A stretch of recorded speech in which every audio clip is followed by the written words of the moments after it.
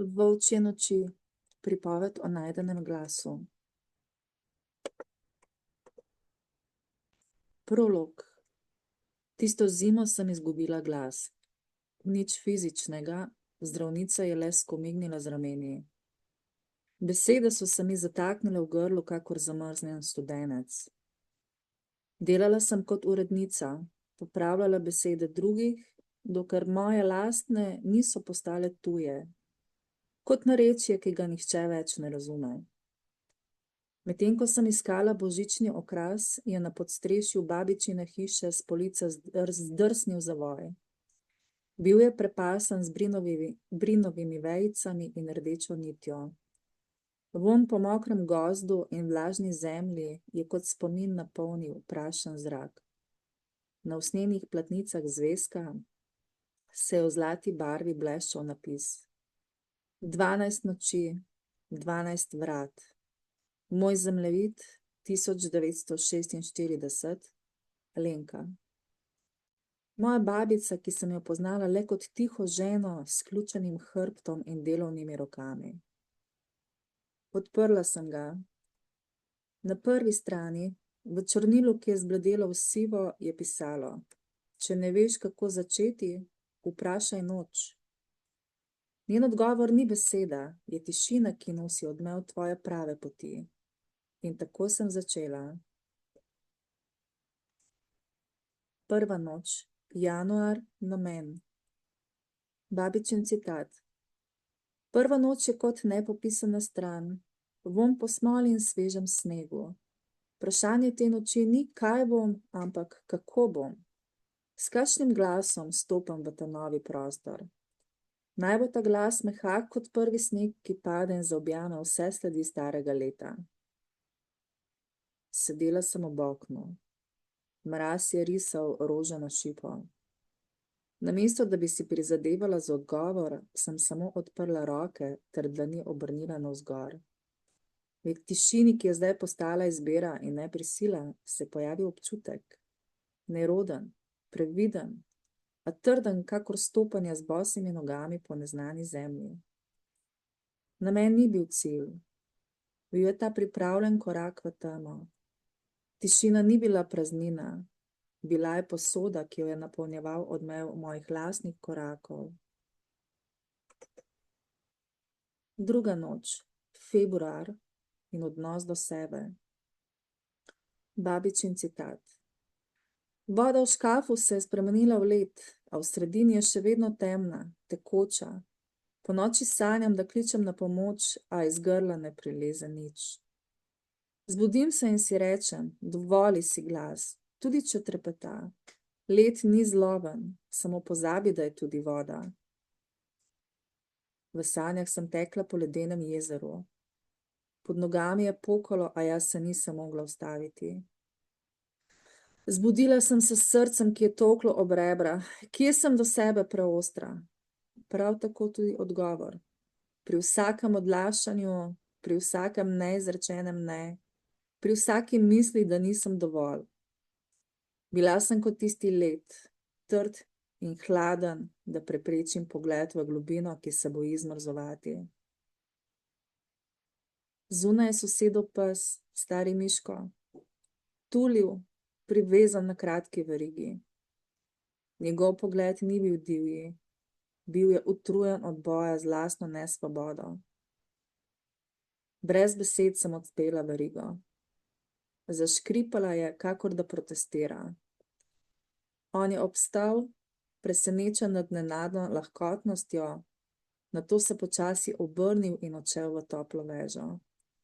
Nisem ga gladila, nisem tolažila, nisem vabila, samo odprla sem mu vrata.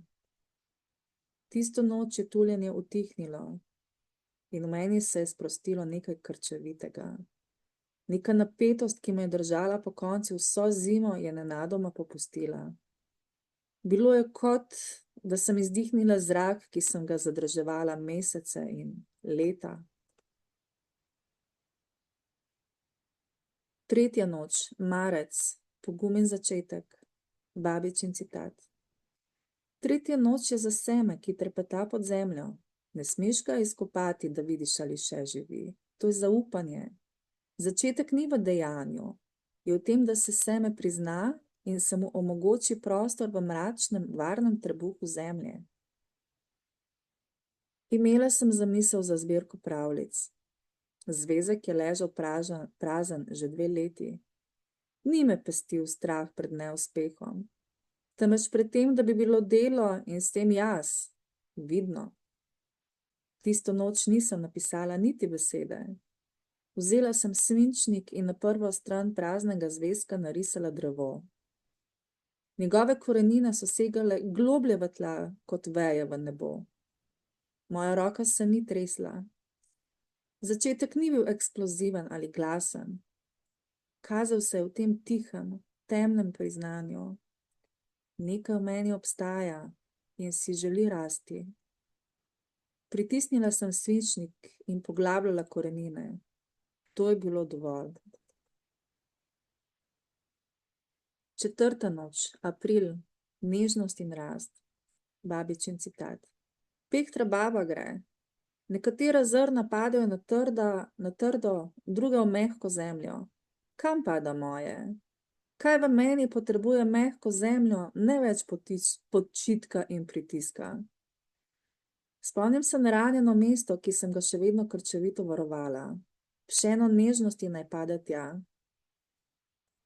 Na kolenu imam brazgotino, spomin na padec iz otroštva.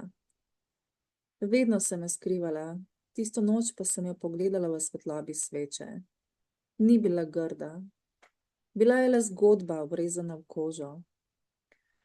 Položila sem nanjo dlan, s toploto, ki jo namenimo objokanemu otroku.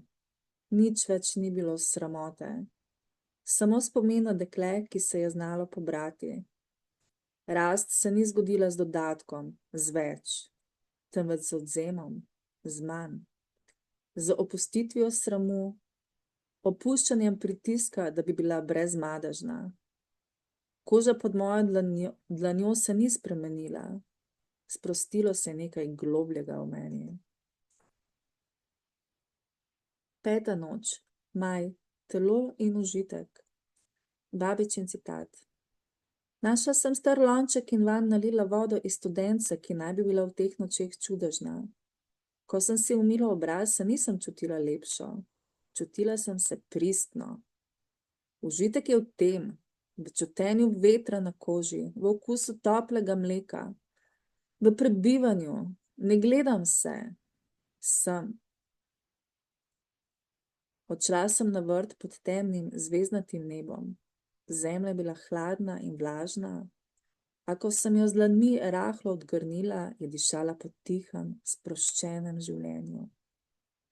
V žepu plašča so ležale čebulice tulipanov, trdne, zaokrožene maternice, ki v sebi hranijo že oblikovano lepoto. Nisem jih merila ali štela. Samo vrtala sem z zamrznjenimi prsti, se umazala do komolcev in vsako čebulico položila v črno zemljo, kakor nazaj v prvotni temni zavoj, v toplo, zaščitno dlan zemlje. V glavi so se pojavile praktične misli. Prepozno je, zamrznilo bo. A potem sem se spomnila babičinih besed. To ni bilo sajenje za žetev. To je bila obljuba položena v zemljo. Čebulice niso bile za decembrsko zemljo, bile so zame. V vsaki je bil že v celoti oblikovan svet, zaprt in zaščiten, kot najgloblja namera, ki čaka na svoj čas, da bo dorasla svetlobi. Moja namera je bila, da bom tudi jaz, kakor one, prezimovala v tišini, da bi spomladi prebila skorjo zamrznjenega časa. Za tistih nekaj minut nisem bila urednica ali vnukinja. Bila sem le telo v stiku z zemljo, ki daje in prejema, ki ponuja skrito celoto in dopušča mraz, ki jo bo utrdil. V tem popolnem prebivanju, v dejanju, brez strahu pred izidom, me je preveval miren užitek. Vonj po vlažni, mrzli zemlji je bil močnejši in iskrenejši od vsakega parfuma. Bila je dišava pristnosti, vonj možnosti. 6. noč, junij, vidnost. Babičin citat. Včasih se v teh nočeh prikaže divja jaga, hrupna procesija po nebu. Skrivam se pred njo, a nocoj se sprašujem, kaj če ne lovi mene, kaj če samo drvi mimo. Kje se skrivam, čeprav bi lahko samo stala in bila vidna, ne da bi postala tarča. Na sestanku je moj šef zavrnil idejo, ki sem jo predlagala že pred meseci. Prej bi molčala. Tokrat pa sem čutila, kako se v grlu vznemirja tisti zamrznjeni studenec. Kje se skrivam? Za nasmeškom. Za privolitvijo. Vzravnala sem se. Razumem, sem rekla. Glas je bil tuj, a trden. A mislim, da je vredno poskusiti na majhnem območju. Nisem dobila odobravanja. Ako sem zapustila sobo, sem čutila nekaj drugega. Spoštovanje. Do sebe. Vidnost ni bila v zmagi. Bila je v tem, da sem obstala in pustila, da me je svet videl. Ne le mojo službo, temveč tudi mojo presojo. 7. noč, julij, odnosi. Babičin citat. Nocojšnje sanje so mi pokazale obraz, ki ga nosi med ljudmi. Obraz hranilke, ki še svojega lastnega gladu ne prepozna. Zaman iščem pod njim svoje prave poteze. Brez te skrbi, ki jo dajem, se počutim neopredeljeno. Kot zemlja brez semena. Kdo? Kaj naj zrase? Mati me je poklicala, utrujena od skrbi za očeta. Vedno sem prevzemala vlogo reševalke, a tokrat sem samo poslušala. Resnično poslušala, ne da bi pripravljala rešitev. Ko je utihnila, je v tišini zaplesala njena neizrečena bojazen. Težko je, sem končno rekla, nič drugega. Slišala sem, kako globoko vdihne. Ja, je rekla, hvala, da si tu. Biti z drugimi ni bila več vloga, bila je prisotnost. In v tej prisotnosti sem bila jaz. Ne le hčerka, temveč človek, ki lahko drži prostor, ne da bi ga moral zapolniti. 8. noč, avgust, moč in meje. Babičin citat. Zunaj tulijo volkovi. Čutim, da je moja moč v tem, da vem, kdaj reči dovolj. Ne zaradi utrujenosti, ampak iz spoštovanja do same sebe. Kot drevo, ki ne raste v nebo neomejeno, temveč v obliko, ki je zanj ravno prava. Meja ni zid, je skorja drevesa, je koža telesa. Prijateljica me je povabila na druženje, ko sem bila izčrpana. Stari vzorec je zahteval pojdi. Telo je reklo dovolj. Ne morem, sem rekla po telefonu, brez izgovorov. Začudena tišina, ne to. V redu, spoštujem. Meja ni bila zavrnitev drugih. Bila je sprejem sebe. Moč, ki sem jo čutila, se ni kazala v odporu, temveč v tem mirnem, neomajenem. Tukaj sem končala, tam sem začela. Čutila sem, kako se sprošča naslednji košček notranje napetosti. 9. noč, september, smisel in delo. Babičin citat. Jutri bodo spet spraševali, kaj počneš? Moje delo je danes gledati, kako dogoreva sveča, kako se ta tanjša in manjša. Kaj hranim s svojo energijo? Ničesar pomembnega v očeh sveta. Le to drobno plamenico pozornosti. To je dovolj. Danes ponoči sem delala na svoji zbirki. To pisanje je bilo drugačno, kaotično, živo. Opazila sem, da diham globje, ko pišem svoje zgodbe. In plitveje, ko popravljam tuje. Kaj hranim s svojo energijo? Vprašanje se ni odzvalo z mislijo. Odzvalo se je s telesnim sproščanjem v ramenih, ko sem se osredotočila na svoje besede. Smerokaz se ni pokazal v odgovoru, temveč v občutku lahkote. Energija ni tekla v opravke, temveč v tok, ki me je nosil naprej. Delo ni bilo več le poklic, bilo je smer toka. 10. noč, oktober, slovo. Babičin citat. Še zadnji listi, ki so trmasto ostali na hrastu vse leto, so dokončno odpadli. Ničesar več se ni treba oklepati. Od česa se lahko nežno poslovim? Od zgodbe o sebi, za katero sem mislila, da mora biti tragična, da je lahko globoka. Lahko sem globoka in lahkotna hkrati. Slovo je dovoljenje, da grem naprej. Našla sem škatlo starih pisem od nekdanjega ljubimca. Hranila sem jih zgolj iz dolžnosti do spomina. Tisto noč sem jih prebrala in spoznala, ljubezen je bila resnična, a zgodba je končana. Pisem nisem sežgala, položila sem jih nazaj v škatlo in jo postavila na polico ob podstrešnem oknu. Od česa se lahko nežno poslovim? Od predstave, da moram vse spomine nositi v rokah, da sem cela. Slovo ni bilo uničenje. Bila je prostovoljna izpustitev iz rok. V mojih prsih pa se je tedaj odprl nov, do tedaj neznan prostor.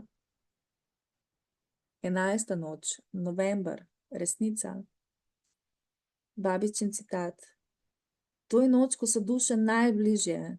Kaj v meni ne potrebuje več olepševanja? Srd. In strah, ki se skriva za njim. Ni slab. Je. Kakor ogenj, ki lahko sežge ali ogreje. Resnica je videti ogenj in reči, gori, in se ne odmakniti. Stala sem pred ogledalom, namerno. Pogledala sem se. Videla se utrujenost okoli oči, vztrajnost v ustnih kotih. Kaj ne potrebuje več olepševanja? Ta utrujenost. Ta tihi srd, ker sem se tako dolgo pretvarjala, da je vse v redu. Ničesar nisem rekla. Samo priznala sem pogled v ogledalo, medtem ko sem se s kazalcem dotaknila odseva na hladnem steklu. Ja, tu sem jaz zdaj. Ni bilo obsojanja. Bila je čistost neolepšane resnice. In v njej, presenetljivo, je ležalo skrito seme sproščenosti. Ko sem priznala srd, se je ta začel raztapljati. 12. noč, december, celota. Babičin zadnji vpis, zadnja noč. Zunaj sosed kuri kres, da pomaga mlademu soncu. Ne čutim se kot nov človek, čutim se celo. Kakor pot, ki se ni iztekla v krog, temveč se odvila v spiralo. Vračam se, a ne na isto mesto. Kaj sem postala skozi leto? Postala sem bolj jaz, ne boljša, bolj resnična. In to je dovolj. Alenka, 1947. Sneg je padal tiho. Na dvorišču so sosedje zakurili majhen kres. Sedela sem z njenim dnevnikom v naročju. Nisem se počutila spremenjeno. Čutila sem se celo, kot da so se vsi deli, ki so bili raztreseni naokoli, zdaj našli in priznali drug drugega. Kakor reka, ki je po mnogih mrtvicah in stranskih rokavih našla svoj glavni tok. Vzela sem svinčnik in na zadnjo stran kot naslednji zavoj iste večne spirale zapisala svoj zaključek. Kaj sem postala skozi teh 12 noči? Postala sem ženska, ki ve, da je njen glas tudi v tišini med besedami, ki razume, da meja ni zid, temveč prožna in živa koža, ki opredeljuje in ščiti, ki se ne boji biti videna, ker ve, da svetloba ne izvira iz odobravanja drugih, temveč iz lastnega prižganega središča.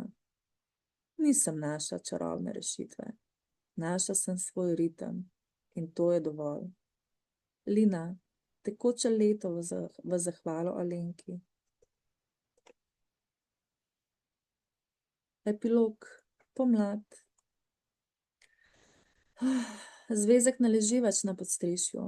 Njegovo mesto je na moji pisalni mizi. Poleg praznega zvezka za naslednje leto, ki čaka na nove zemljevide, ki bodo risali naslednji obrat spirale. Nekega dne sem prejela vabilo za branje v majhni knjižnici. Ko sem stopila na majhen oder, me je oblila tišina, a tokrat ni bila tuja. Bila je ista, pripravljena tišina iz prve noči. Prostor, poln možnosti. Odprla sem usta. Glas, ki je privrel iz notranjosti, ni bil le moj.